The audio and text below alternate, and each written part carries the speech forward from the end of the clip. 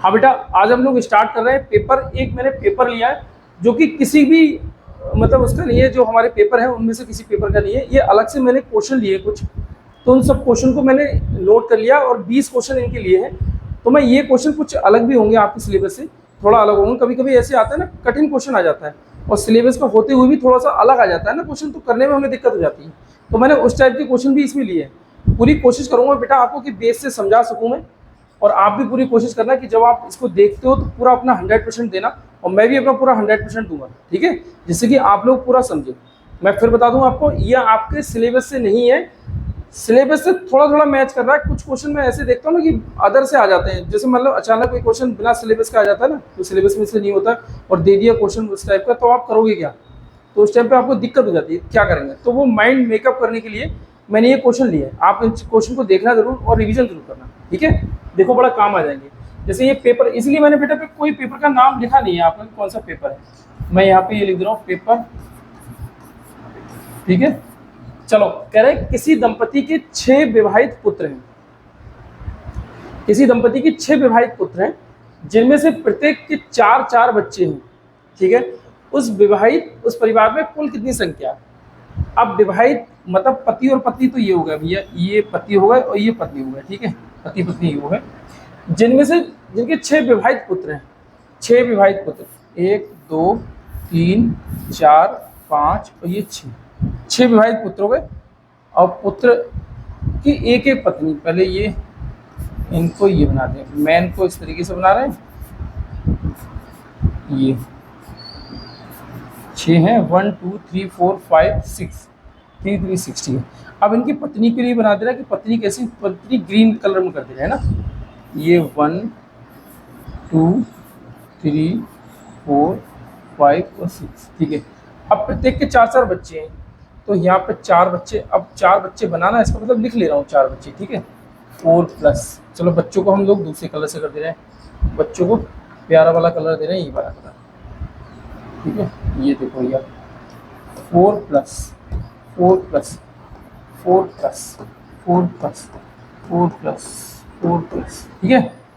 मतलब अगर देखूँ 4 to 6, 6 तो ये है, तो 6 12 18 24 और ये 30 और ये 36 और 2, ये 36 और 2 कितना हो जाएगा 38। इसका मतलब हमारे कितने होंगे बेटा 38, ठीक है। मैंने ऐसे बना के दिखा दिया जो कि आप अच्छे से इसको समझ सकें, ठीक है भैया। आगे देखिए हम लोग क्या है, कह रहा है 4 अंकों वाली सबसे बड़ी संख्या तथा 3 अंकों वाली सबसे छोटी संख्या का अंतर। तो 4 अंकों वाली सबसे बड़ी संख्या 1 2 3 और ये 4, 4 अंकों वाली सबसे बड़ी संख्या ये हो गई। 3 अंकों वाली सबसे छोटी संख्या, तो 3 अंकों वाली सबसे छोटी संख्या बेटा 100 होगी, इसमें से माइनस कर रहे हैं 9 9 और ये 8 और ये 9, देखा है 9899 ये वाला था, ठीक है भैया, क्लियर हो गया ये, ठीक है साहब। अगला क्वेश्चन देखिए 16, देखो बेटा इसको अगर मैं सॉल्व करूंगा तो 16/36 और प्लस 1/4, और इसको अगर मैं देखूंगा तो ऊपर नीचे पहले एक ही टेबल से कट करो। अगर मैं देखूं बेटा 4 4 जा 16 और 4 9 जा, ठीक है, तो ये क्या हो जाएगा 4/9 और प्लस 1/4, ये ऐसे है, ठीक है। अब मैं क्या करूं बेटा 4 और 9 का एलसीएम लूंगा, तो ये एलसीएम अगर मैंने इनका लिया तो इन दोनों की मल्टीप्लाई इनका एलसीएम आ जाएगा, क्योंकि कोई किसी के टेबल में नहीं आता। तो मैं क्या करूँगा क्रॉस मल्टीप्लाई करके भी फिर आंसर निकाल सकता हूँ। इसका मतलब मैं 4 की 4 से मल्टीप्लाई करूँगा तो कितना आ जाएगा बेटा 16, और 9 की 1 से मल्टीप्लाई करूँगा तो कितना आ जाएगा 9, और अपॉन कितना आ जाएगा 36, और 16 और 9 कितना हो जाएगा 25, तो 25/36, 25/36, इसका मतलब इसमें से क्या निकलेगा बेटा 5 निकलेगा। क्यों? हम ऐसे निकालेंगे 5 × 5 और अपॉन 6 × 6, ठीक है भैया। 5 × 5, इसके बाहर यहाँ पे ये जो होता है ये अंडू ना, यहाँ पर अगर कोई भी साइन नहीं होता, यहाँ पर कोई साइन नहीं होता तो हम 2 मानते हैं। तो इसका मतलब 2 संख्या, 2 डिजिट, सेम एक जैसे डिजिट, 2 डिजिट को लेके एक डिजिट हमको बाहर निकालना होता है। तो वही मैं एक डिजिट क्या करता हूँ बेटा बाहर निकाल ले रहा हूँ, ठीक है। इसमें से 5 बाहर निकाला और इसमें से 6 बाहर निकाल दिया, तो 5.6, तो 5.6 कौन सा हो जाता है बेटा सी वाला, सी वाला क्या हो जाएगा 5.6, ठीक है। समझ में आ गया? आगे देखिए हम लोग क्या है आगे, ये देखो ये क्वेश्चन किस तरीके से है। ये क्वेश्चन जैसे आपके इसमें नहीं आ रहा है, आपके सिलेबस में नहीं आ रहा है, लेकिन मैं बता रहा हूँ इसको सीख लो, कभी कभी इस टाइप के क्वेश्चन आ जाते हैं तो हमें दिक्कत कर देते हैं उस समय पेपर के समय में, इसलिए थोड़ा सा मैंने अलग ले लिया है। ठीक है, अब देखो देखो जैसे ये क्या है 2/9, समझते रहना इस चीज को, मैं एक समझा रहा हूँ दूसरा अपने आप समझाओगे। 2/9, अब ये जो अंडरूट है, अंडरूट के अंदर 6 है, अगर मैं अंडरूट खत्म करूंगा तो ये इस तरीके से लिख देता हूँ 1/6, ऐसे लिखा जाता है। कुछ भी हो, अगर यहाँ 4 होगा तो 1/4, 2 होगा तो 1/2, ठीक है। अब इंटू, तो ये आएगा 1/3 इंटू 1/3, ठीक है।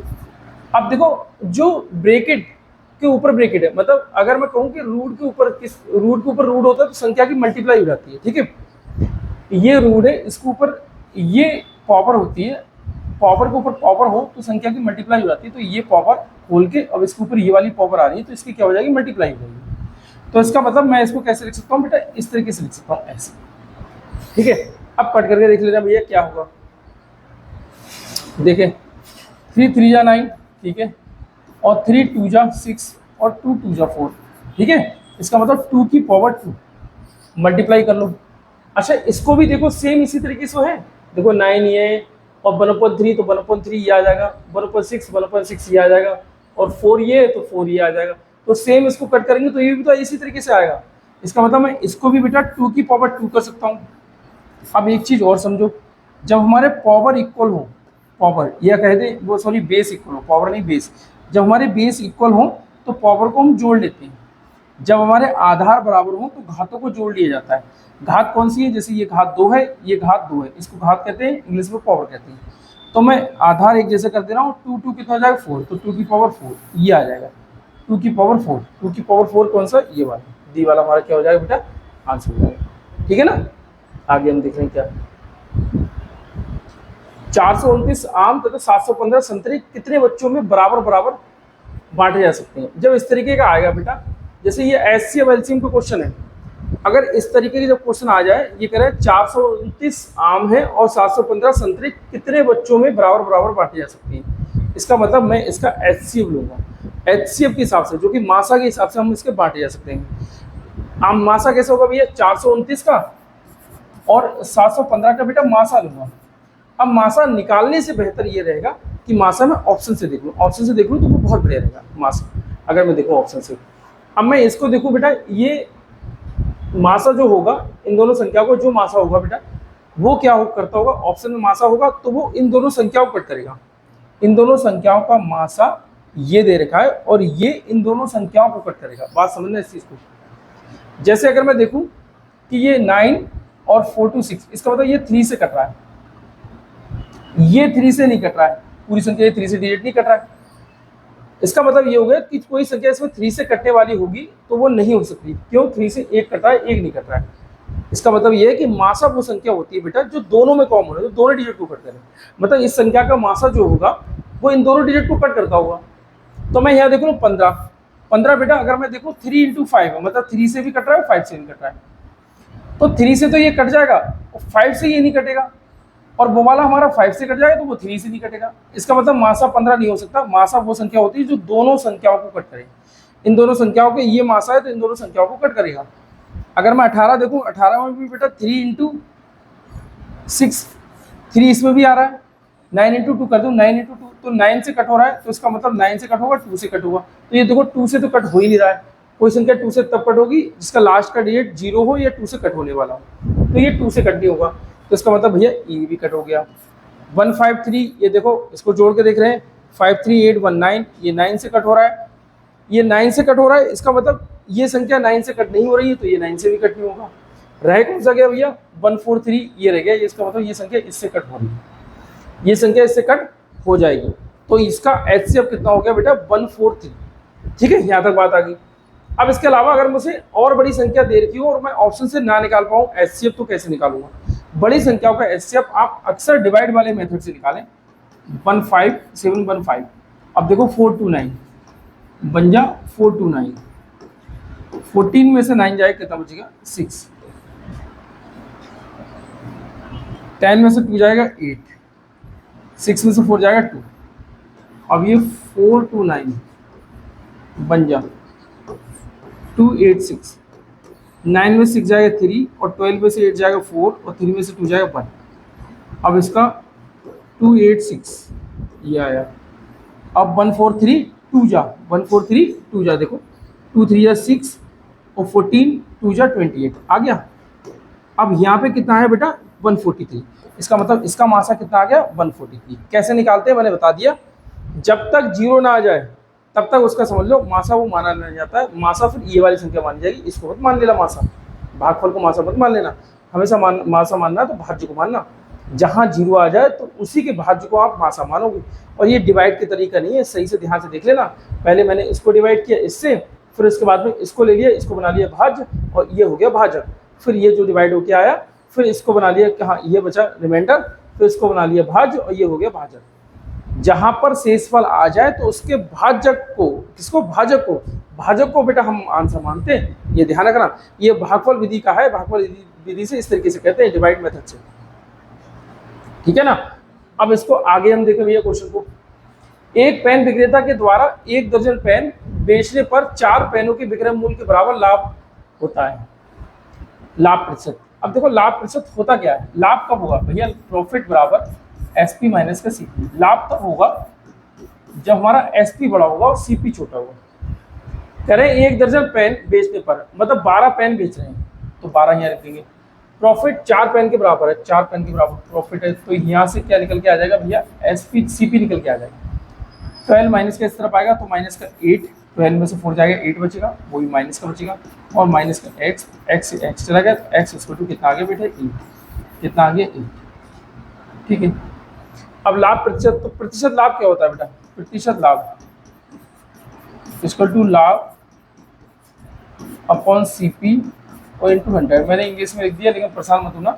लाभ प्रतिशत बराबर लाभ बटे यहाँ सीपी मतलब क्रय मूल्य, क्रय मूल्य और इंटू 100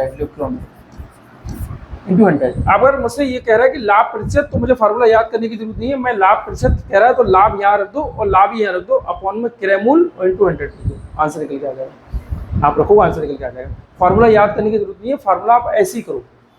अब लाभ हमारा कितना है भैया, लाभ हमारा कह रहा है कि 4 रुपए, तो 4 रुपए। क्रय मूल्य हमारा कितना है 8, क्रय मूल्य हमारा कितना निकल के आया 8, तो मैंने 8 रख दिया इंटू 100। देखो 4 2 जा और यहाँ से 50, तो लाभ प्रतिशत कितना हो जाएगा बेटा 50%। कितना आ जाएगा 50%। ये 50% हमारा आंसर हो गया, जो कि हमारा ये आंसर है। 6 का कितना होगा बेटा सी आंसर 50%, ठीक है। ये चीज़ ध्यान रखना, ऐसे ही करना है इसको, ये आपके पेपर में आएंगे क्वेश्चन, इस टाइप के क्वेश्चन आपके पेपर में आ सकते हैं नवोदय वाले में। एक व्यक्ति एक वस्तु को 720 रुपये में बेचकर कुछ लाभ कमाता है। अच्छा, यदि वह उसे 500 रुपये में बेचे तो उसे पूर्व लाभ के 3/5 भाग के बराबर हानि होती है, उस वस्तु का क्रय मूल्य क्या है।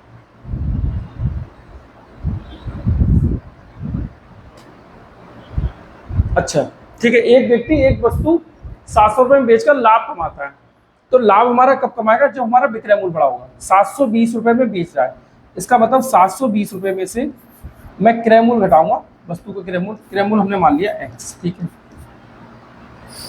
यदि मैं उसे 500 रुपये में बेचे तो उसे पूर्व लाभ के 3/5 भाग बराबर हानि होती है। 500 रुपये में बेचे, 500 रुपये में बेच रहा है तो हानि हो रही है, तो इसका मतलब क्रय मूल्य बढ़ा।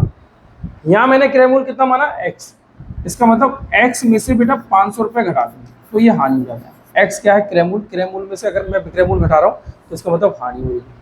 अब हानि करें 3/5 के बराबर होती है, तो इसको देखो, पॉज